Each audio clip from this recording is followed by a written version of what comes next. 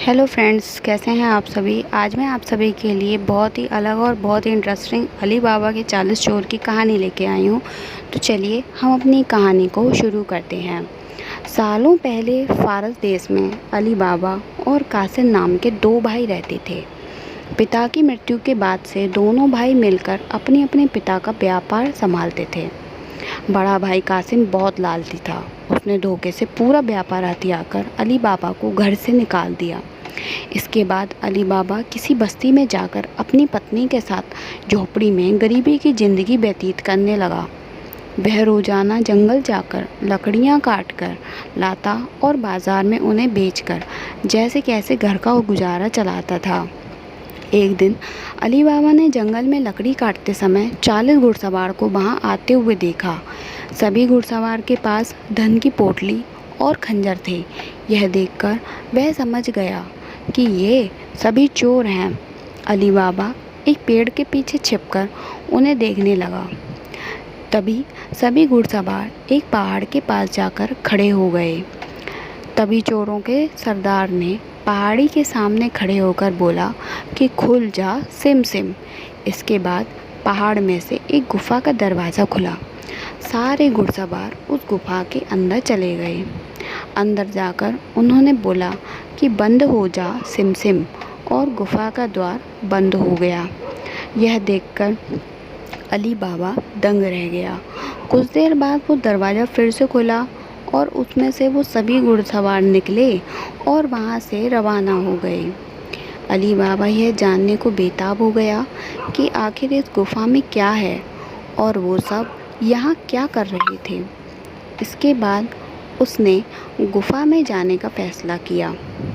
वह उस पहाड़ के सामने गया और बार बार चोरों के सरदार के शब्द बोलने लगा, खुल जा सिम सिम, खुल जा सिम सिम। गुफा का दरवाज़ा खुल गया। अली बाबा गुफा के अंदर गया और उसने देखा कि वहाँ सोने की गिन्नियाँ, अशर्फियाँ, गहने आदि रखे थे। चारों तरफ खजाना ही खजाना था। यह सब देखकर उसकी खुशी का ठिकाना नहीं था। उसे मालूम हो गया था कि वो चोर सारा चोरी का सामान यहाँ आकर छुपाते हैं। अली बाबा ने वहाँ से एक पोटली में सोने की अशर्फियाँ भरी और घर चला आया। घर जाकर अली बाबा ने इस पूरे किस्से के बारे में अपनी पत्नी को बताया। एक साथ इतनी सारी अशर्फियाँ देखकर उसकी पत्नी हैरान रह गई और अशर्फियों को गिनने बैठ गई। तभी अली बाबा ने बोला कि ये इतनी अशर्फियाँ हैं कि इन्हें गिनते गिनते रात हो जाएगी। मैं गड्ढा खोदकर इन्हें छुपा देता हूँ, जिससे किसी को भी हम पर शक ना हो। अली बाबा की पत्नी बोली कि मैं इतनी गिननी नहीं कर सकती हूँ, लेकिन अंदाजे के लिए इन्हें तौल तो सकती हूँ। अली बाबा की पत्नी भागती हुई कासिम के घर गई और उसकी पत्नी से गेहूं को तौलने के लिए तराजू मांग कर लाई। यह देखकर कासिम की पत्नी को उस पर शक हुआ। उसने सोचा कि इन गरीब लोगों के पास अचानक इतना अनाज कहाँ से आया। वो अंदर गई और तराजू के नीचे गोंद लगा कर लाई और उसे दे दिया। रात को अली बाबा की बीवी ने सारी अशर्फियों को तौला और तड़के सुबह उनका तराजू लौटा आई। कासिम की पत्नी ने तराजू को उल्टा करके देखा तो उस पर सोने की एक अशर्फी चिपकी हुई थी। उसने ये बात अपने पति को बताई।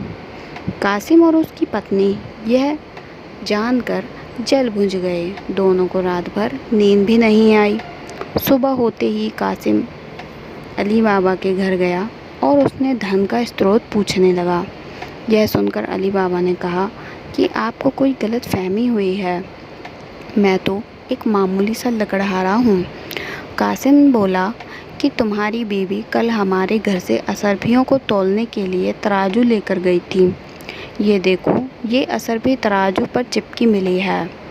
सब सच बताओ, नहीं तो मैं सबको बता दूंगा कि तुमने चोरी की है। ये सुनकर अली बाबा ने सच सच सारी कहानी बता दी। कासिम के मन में लालच आ गया। उसने खजाना हथियाने का प्लान बनाया और अगले दिन गुफा पहुंच गया।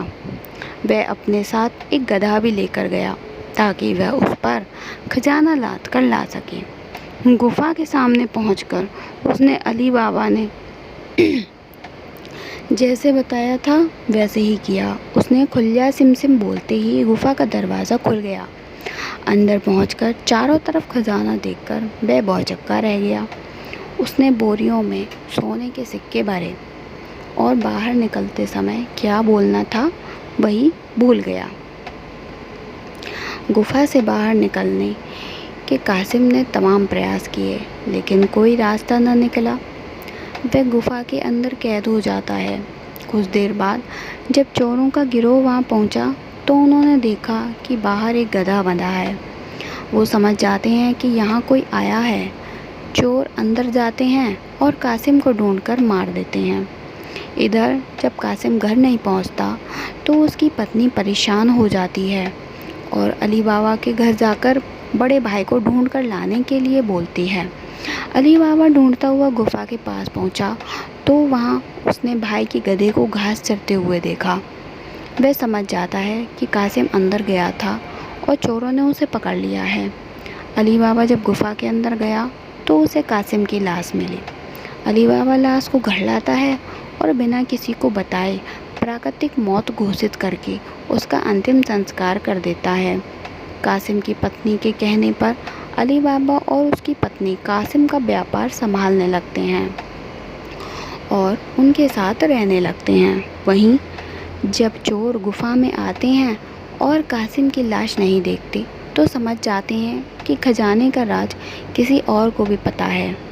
वे गांव में जाकर पता लगाते हैं कि कुछ दिनों में किसके घर में मौत हुई है। चोरों को अली बाबा का घर मिल जाता है।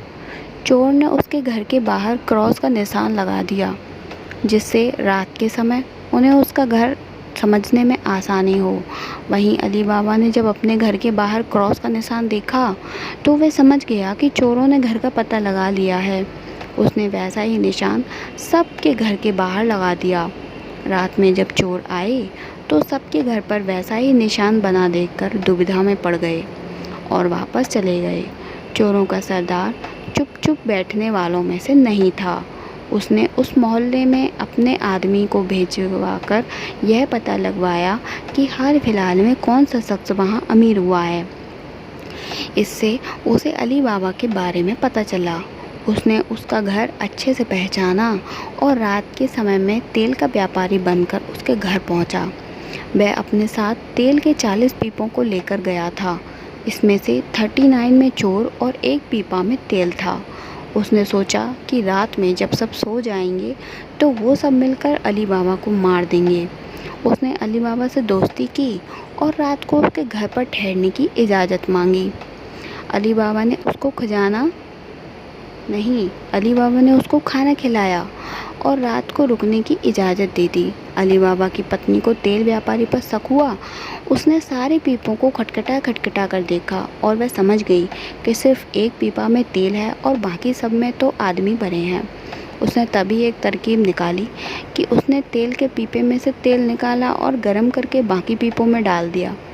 सारे चोरों की मौत हो गई। रात में जब सरदार ने चोरों को निकलने का इशारा किया तो एक भी चोर बाहर नहीं निकला। उससे पीपों को खोल कर देखा तो सभी चोर मर चुके थे। यह देखकर वह इतना डर गया कि उसे अपनी जान को बचाने के लिए वह तुरंत ही वहाँ से भाग गया। सुबह अली बाबा की पत्नी ने यह सारी बात अली बाबा को बताई, जिसे जानकर वह बहुत खुश हुआ। अब उन 40 चोरों के सारे खजाने का अकेला मालिक अली बाबा था। वह देश का सबसे अमीर शख्स बन गया और खुशी खुशी अपने बीवी बच्चों के साथ रहने लगा। तो दोस्तों, हमारी ये अली बाबा की 40 चोर की कहानी ख़त्म होती है तथा हमें इस कहानी से ये सीख मिलती है कि लालच मनुष्य का दुश्मन है। लालच करने से सब काम खराब हो जाता है, इसलिए कभी भी लालच नहीं करना चाहिए। दोस्तों, आपको मेरी कहानी कैसी लगी प्लीज़ कमेंट बॉक्स में ज़रूर बताइएगा तथा पसंद आई हो तो लाइक करें और मेरे चैनल को ज़रूर सब्सक्राइब करें और मेरी कहानी को ज़्यादा से ज़्यादा लोगों में शेयर करें। आज के लिए इतना ही। कल मिलूँगी नई कहानी के साथ। तब तक के लिए धन्यवाद।